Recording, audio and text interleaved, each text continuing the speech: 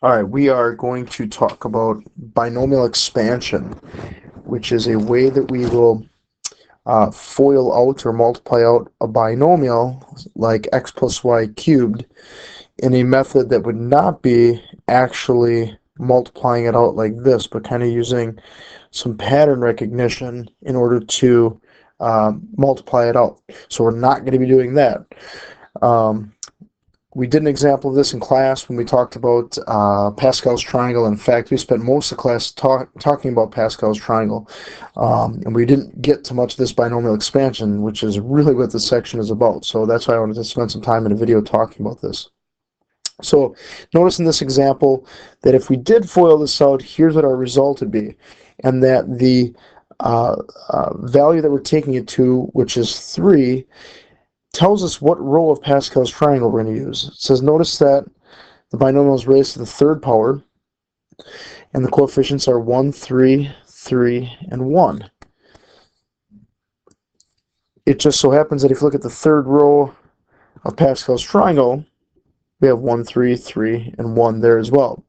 So just a real quick look again at what Pascal's triangle is. It's this fancy looking triangle over here, and we're talking about the third row right there. Now in order for that to be the third row, then this top number 1 is considered the 0th row. And then we have the first row, second row, and then there's the third row. The easiest way to remember it, because I've noticed that some people think that we're actually counting down that number of rows. Like if I said the 12th row, you don't have to count down 12 rows. Just look for the number that has the 12 after the 1. That would be the 12th row. Okay, so this is the third row because it has the 3 after that first 1. The other thing I need you to know is that Pascal's triangle, because I don't expect you to memorize this triangle, although you can come up with the first couple of rows pretty quickly, we can get any value in Pascal's triangle using combinations. Now, unfortunately, I can't pull up my calculator here, but we did show in class today how to calculate, for example, 8 choose 3. 8 choose 3, which is 56, also represents the third element or third entry in the 8th row. So in order for that to be the third entry, again, this is the 0th, 1st, 2nd, 3rd entry in the 8th row. 8 choose 3 is also found using the formula 8 factorial. Remember, that means 8 times 7 times 6 all the way down to 1 over 8 minus 3 factorial times 3 factorial. Well, 8 factorial, 8 minus 3 is 5 factorial, and then we have this 3 factorial. Well, real quickly, I'll show you this here. 8 times 7 times 6 times 5 times 4 times 1. Just stop that there, and I'm going to do that because in the denominator, we have this 5 factorial that I can just actually cancel it out with. So in the numerator, we have 8 times 7 times 6, and in the denominator we have 3 factorial. Well, 3 factorial means 3 times 2 times 1. Guess what that is? That's 6. So those cancel out. 8 times 7, that's 56. So we have this formula for combinations as well, or n objects taken r at a time. This is on our formula sheet. It's on these notes as well. N choose r. Where is it? I'll just show it to you on your notes here. It's right here. N choose r is n factorial over n minus r factorial times r factorial. Okay, so that's another way that you can calculate it, and it's pretty quick calculation if you do things like the simplifying there that I did with the 5 factorials. All right, so Pascal's triangle is going to help us figure out the coefficients. Every term, when we do this binomial expansion, is going to be made up of 3 factors, and that's what I'm showing right here. Each term is going to be made up of the following 3 factors.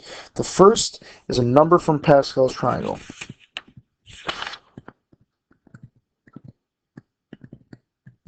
Okay. The second piece of each factor is if we are expanding, notice in what we're doing here, we're expanding a plus b to the n, and it says it right there, but I kind of wrote it in my own space right there. The next piece comes from a to the n, and then it decreases. So n, in this case, would be 3 in the example that we had up there. So it started at 3, and then it went to 2, and then it went to 1, and then there is no x, which means it's actually x to the 0 right there. The next piece comes from b to the 0, and then it increases each term. So then it increases every term. So it starts at b to the 0, and then it increases. In any term, the sum of the exponents will start as being n. Okay, so for example, in this problem here we have 3, 2 plus 1 is 3, 1 plus 2 is 3, and then we have a 3 again. So they all sum up to 3. Now that might not always end up that way, but at least it starts that way, because we might have other exponents involved. And there are always n plus 1 terms, just like there are always n plus 1 elements in any row of Pascal's triangle. For example, if we look in the 6th row, for example, there's 7 elements right there, because it's the 6th row. I think we're ready to try this example here. X squared plus y, that quantity cubed. So again, this means this thing times itself 3 times, but we're going to use Pascal's triangle. Okay, a couple things to note here. N is 3, so we're going to use the 3rd row. And I'm not saying you need to write this for every problem, but I'm just trying to tie things all together there. The 3rd row is that 1, 3, 3, 1. A is x squared. Do this in a different color. A is x squared, and b is that y value. Okay, so we're taking x squared plus y to the 3rd. Okay, x squared plus y, and that is to the 3rd. Okay, so here's what this is going to be made up of. Since n is 3, we're going to have 4 terms. Each term is made up of 3 factors. 4 terms, each made up of 3 factors. And we're going to shorten this up for problems after this. Okay, so the first piece of each term comes from Pascal's triangle. We use that row, the nth row, in this case the 3rd row, 1, 3, 3, 1. The next piece comes from whatever our a value is, and we take that to the nth power to start with. So in this case, it's going to be to the 3rd power to start with, and then that decreases each time. So we're going to have x squared, and now it's going to be to the 2nd, and then we're going to have x squared here to the 1st, which is obviously just going to be x squared, but I just am showing everything here. And then the last one is going to be x squared to the 0. The next piece of each term, the next factor in each term, is going to be that b value, and it starts as being to the 0, and then increases until it is to the nth power. So it starts at 0, and then increases until it is to the nth power. What I want you to notice, though, is the first and last terms can be simplified. That first term, since that's always going to be a 1, and that is always going to be 1, remember, anything to 0 is 1, then we're always just going to have whatever that piece is right there. Well, think about where that came from. That's always a to the n. So the first term is always a to the n. Okay? In this case, that happens to be x squared cubed, which is x to the 6th. I'm just going to write there that that's always just a to the n. That piece right there. All right, the last term, again, we have that value is always going to be a 1. Anything to 0 is 1. So the only thing we're left with here is just that piece. Well, that piece is always just b to the n.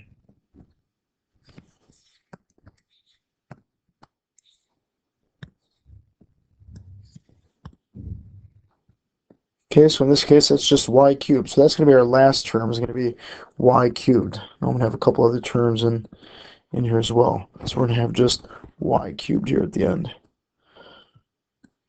All right, so what do we get for the middle 2 terms? Well, we just have to simplify here. We have the x squared squared, that's x to the 4th.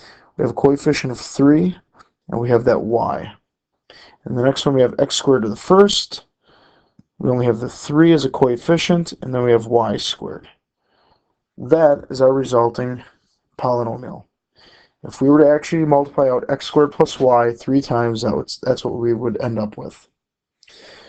Okay, let's take a look at the next example here. First thing I want you to notice is that we have now a 2 inside of here. I'm actually going to change one thing about this problem here. I'm going to make that instead of a y, I'm going to make this a 3. Okay, I'm going to make this a 3. So in fact, let me just rewrite this whole thing. We have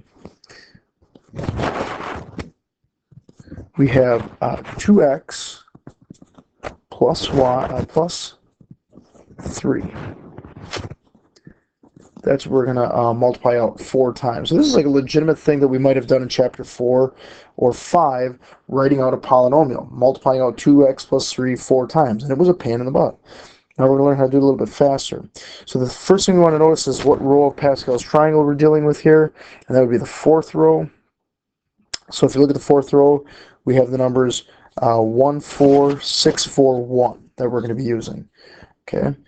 If you don't have Pascal's triangle handy, again, you can use combinations on your calculator and do 4 choose 0 through 4 choose 4, and you're going to get all 5 of those numbers. We're going to have 5 terms. So I know the first term is just going to be a to the n, and then I'm going to have 3 terms, and then the last term is just going to be b to the n. Okay, so that first term is just going to be a to the n, and n is 4, excuse me. Make that a different color there. Okay, and the last term is going to be b to the n. Okay, now let's put our Pascal's triangle numbers in there. We already have the 1 in the first term, and then here's the 4, 6, 4, and then we have a 1 in the last term. We just don't need to show it. Let's continue putting our other pieces in here, like the 2x and the 3. These are, I'm not showing that well in these, but this is all multiplication here. These are all factors in each of these terms. I'm just going to throw some multiplication in there. Okay, and now let's focus on the 2x here. Okay, it starts as being to the 4th, and then that decreases in each term. Okay, the 3 starts as being to the 0 in the first term, then to the 1st, and then to the 2nd, and then to the 3rd, and then finally it's to the 4th right there. Okay, now we just have some simplifying to do here. Remember, we have 2x to the 4th. You have to take both the 2 and the x to the 4th, so this is going to be 16x to the 4th. Now we have plus, let's see, we have 4. I'm just going to write here what I have. 4, this is going to be 8x cubed, and then 3. So we need 4 times 8 times 3, or 32 times 3, which is 96 as our coefficient. And then the only variable we have is x cubed.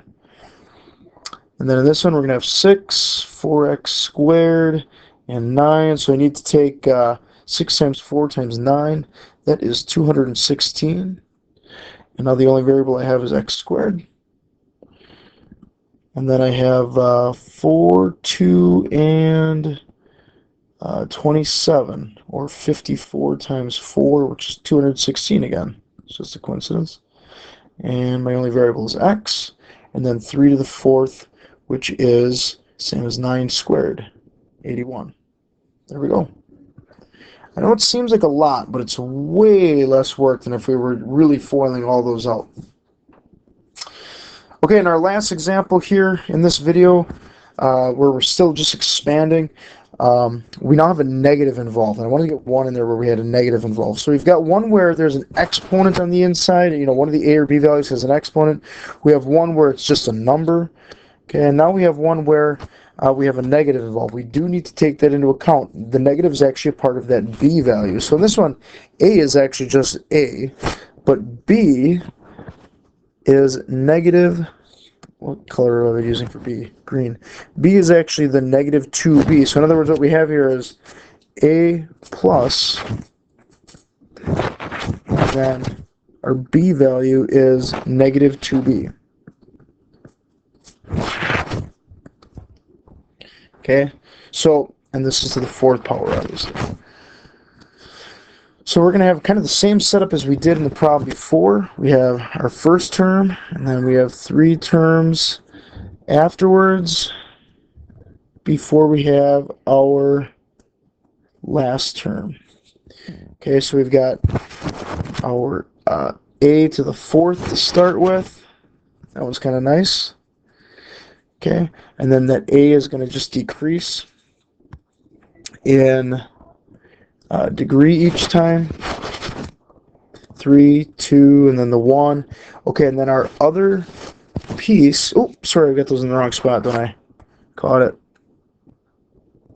I put those in the spot where Pascal's number should be. I'm sure you caught that way before I did. Okay, let's put the Pascal's numbers in there. 4, 6, 4. Because the ones we don't really need to show. Alright, so then the next piece is going to be that negative 2b. Now, when we're taking a negative to an exponent, you need to remember that a negative to an even power is always going to be, I'm just going to write that right here, a negative to an even power is always going to be positive, but a negative to an odd power is always going to be negative. Okay, so let's start simplifying what we have here. I have a to the 4th plus 4a cubed, and then we have negative 2b really to the first power. I didn't show that, but it's to the first power. I don't have any of these being shown, do I? So this is to the first, because it's to the 0 in the first term, then it's to the second, then it's to the third, and then it's to the 4th.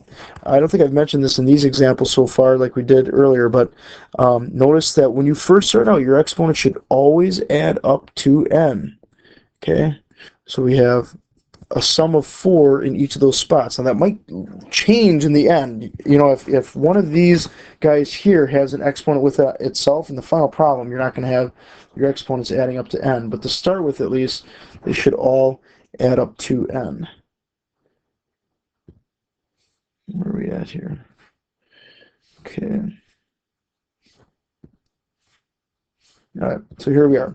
A to the 4th plus, now this negative here from that negative 2b, I'm just going to bring out in front. And instead of saying plus a negative, just put it right out in front away and say we have that 2 times 4, which is 8, a cubed b to the 1st. In the next one, I'm squaring negative 2, which is just positive 4. So I'm going to actually just write what that is. That becomes 4b squared. So this one's going to stay as plus here, 24 a squared b squared. Okay, and the next one, we have negative 2b, sorry about that, negative 2b cubed, which is negative 8b cubed. Okay, so that negative 8 times that 4 is going to be negative 32. And then we just have a times b to the 3rd. And then finally, in the last one, we have the negative 2b to the 4th, which is going to become a positive 16b to the 4th, plus 16b to the 4th. So that negative made our signs alternate as we went through this polynomial here. Okay, so that is expanding using binomial expansion. What we'll focus on in the next video is finding particular terms within an expansion, as you can see in the next couple of examples, but we'll do that in a separate video.